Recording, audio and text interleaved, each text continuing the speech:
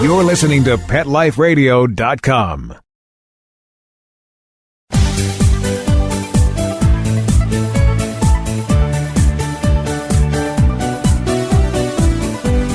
Hello, pet parents. Well, today is all about nutrition for your pets. Something important to think about, especially during the holidays. We will be right back with a great show. Sit. Stay. We'll be right back after a short pause. Well, 4 to be exact. Pet Life Radio, the #1 pet radio network on the planet, joins forces with iHeartRadio to put the power of your pets in your pocket. Awesome! Download the iHeartRadio app and rock Pet Life Radio on your phone, on your tablet, on your Xbox, in your car. Pet talk, pet tunes, and fun pet times. Pet Life Radio and iHeartRadio. Positively Possum. Pets can be a wonderful addition to your life because they're a member of the family. Keeping them healthy and happy is important. Pet Life Radio presents The Pet Doctor with veterinary media consultant and veterinarian Dr. Bernadine Cruz. Whether you have a dog, cat, reptile, or rabbit, you'll find answers for your pets straight from the vets. The Pet Doctor, on demand every week, only on PetLifeRadio.com.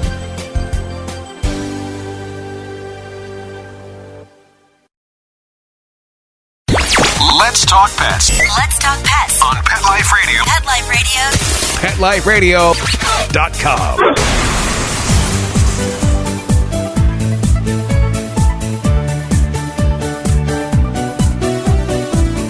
Welcome back, everyone. This is Michelle Fern, host of Best Bets for Pets on Pet Life Radio. I have a great show today. I am excited to introduce John Sturm. He is the VP of Nutrition for Petco. Petco is that great store where you can get just about anything and everything for your pets. Welcome, John. Hi, thanks for having me today. So, you're the VP of Nutrition for Petco. Everybody knows Petco is a huge pet store nationwide in the U.S. What is the main thing that bothers you when you think about nutrition for dogs and cats? I think one of the biggest things I'm seeing out there, and this is especially relevant during the holidays, is the obesity epidemic with pets. You know, over 50% of cats and dogs out there are already overweight. And what happens during the holiday season is we tend to want to spoil them a little bit more, by slipping some trimmings under the table. And, instead of doing that, we would recommend you take a look at some healthier treat options from your pet store or from a Petco, and also look at some better, more advanced food formulations that are going to be more healthy for your pet. How do we know what's the right food for your pet, and why is that so important for your pet? There are dozens, if not hundreds, of pet food brands out there, and there's not necessarily one specific formula for your pet. But what we'll do is we'll take you through the process, starting with, what's the age of the pet, the other factors like the size, whether there's a special need. For example, we have pet parents come into our stores saying that they're not doing well on a certain food, and it may be some sort of an allergy or a food intolerance, and we can help with, those kinds of issues. Okay, so when you're dealing, there's a lot of nutritional trends out there. Right now, I think a big thing with people is gluten-free. Do those play into factors with pets? Because you mentioned allergies and stuff. Yeah, absolutely. In fact, on that one, grain-free has become a very popular trend in the pet world. And we're also seeing unique or what we call novel proteins. So, a lot of pet foods are made with traditional proteins like chicken or beef. And there are other proteins out there that maybe the pets aren't used to and therefore may not have a problem with. Some of those would include bison or elk. We're seeing quail, venison, duck, rabbit. And these are also happen to be, trends in the human world. When you go to restaurants today, you're seeing more and more of those kinds of proteins on the menu. And we see the same thing happening in the pet world, both for food allergies and also for people who believe that the best way to feed their pet is to feed them like they would have eaten in the wild. And we call that an ancestral diet. Oh, that's interesting. With all of these different types of foods out there, there's a lot that say, natural. How do we know if it's really a natural food product? It's a challenge. The government doesn't really mandate the definition of natural in the pet or the human world. So what we did at Petco is we created our own definition based on research as well as input from vets. So first and foremost, I would say the food cannot contain artificial flavors, colors, or preservatives. I mean, that's a given. Second, getting back to the idea of protein and high-quality protein, a natural food, in our definition, must contain a high percentage of actual animal protein with no byproducts. And then finally, I would say when you look at the carbohydrates in the product or the grains, we look for grains such as quinoa and also carbohydrates such as sweet potatoes, maybe chickpeas or brown rice, but definitely not filler ingredients like corn, wheat, or soy. I would say the biggest thing for a pet parent would be flip the bag over and look at the ingredient list. What you see in the first 3 ingredients on that list is predominantly what makes up that food. And that's where you want to see a really high-quality animal protein. Okay, that's really great news. What do you recommend? I know you're a nutritionist, but you probably have some experience with this. What do you recommend when we're changing our pets' food? It happens, most of our pet parents throughout the course of the year do change foods from one to another for a variety of reasons. But I would say the biggest recommendation I could give is do it gradually. Let's say, for example, you're feeding 2 cups a day of a certain food. You want to switch to another one. Maybe you want to start by going 25%, 75%, and maybe to 50-50, and then 75-25 the other way. So maybe over a 2 to 3 week period, you've gradually changed that pet's diet. Okay, and I think this is because our pets' stomachs are a lot more sensitive than, say, human stomachs. Is that true?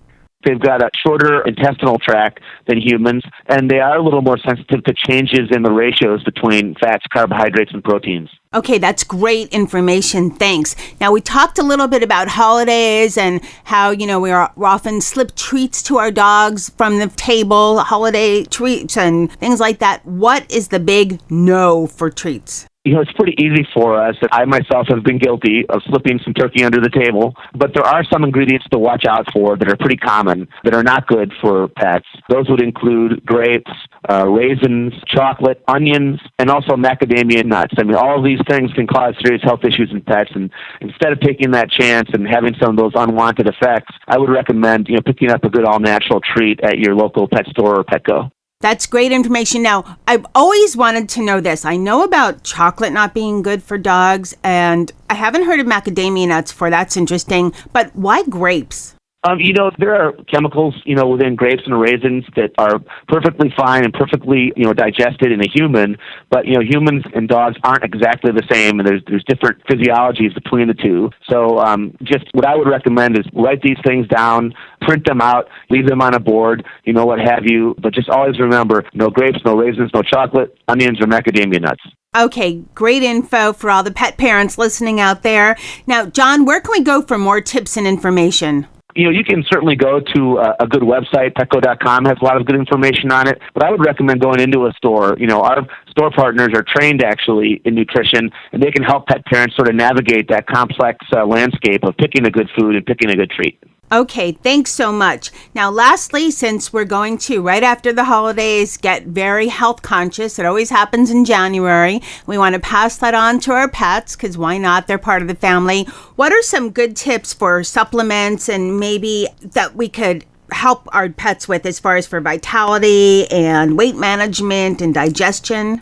Unless there is some stronger issue going on, I would recommend, really starting by picking a good food. And if you think your pet is overweight, and there's a good chance that your pet is overweight, in fact, over 50% of dogs and cats in this country are, and it's not going to get any better during the holidays if we're slipping them, trimmings under the table. So I would recommend a good weight management formula. And there's been a lot of innovation in this area recently. It used to be that a weight management formula would simply be reduced calories. So just like the human world, we eat less, we lose weight. But sometimes it leaves us feeling hungry. With some of these newer formulas, they can still eat the full meal, but it actually increases the metabolism of the dog or cat, thus losing the weight through more metabolism as opposed to calorie restriction. Okay, great. We're almost out of time, but how do we tell our dog is overweight? Or cat's overweight? What's a good rule of thumb?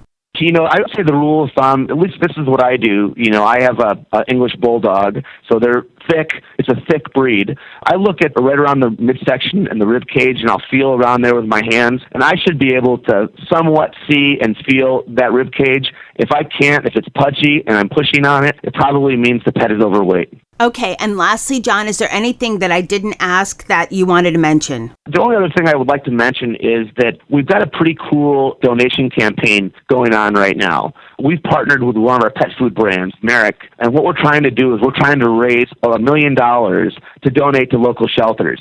And the way we're doing that is, if you come into our stores during this month, we have a buy a meal, give a meal program with Merrick wet dog food. So if you buy a can of Merrick, we're going to, in partnership with them, donate a can to a local shelter and hopefully raise up to $1 million in food for these shelters. What a great cause. What a great idea. Now, the name of that is... It's Merrick, MERRICK, and what we're calling the program is simply buy a meal, give a meal. Great. Thank you so much, John, for all these wonderful tips for our pets, for holiday tips. We so appreciate it. Thank you. You're absolutely welcome. Happy holidays. Oh, what a great show. I'm so excited to have been able to speak with John Sturm, the VP of Nutrition for Petco. What great information.